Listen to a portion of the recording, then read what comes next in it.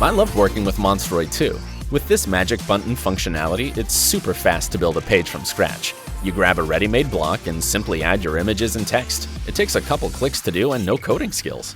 The theme installed fast and automatically added all the plugins and demo content. I didn't even need to do anything. Overall, a great theme. I totally recommend.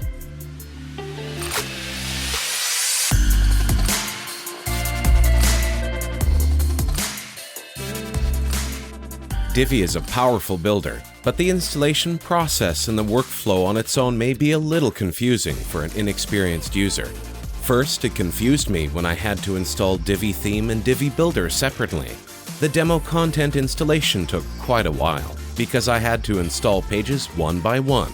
Plus, some actions that WordPress users are used to, such as menu customizations, you will need to do in a different way, which is not that intuitive. Using Avada Builder has its pros and cons. Now, it has a lot of pre-built layouts, but in order to upload demo content, you'll need to generate a security token, which can be a bit confusing.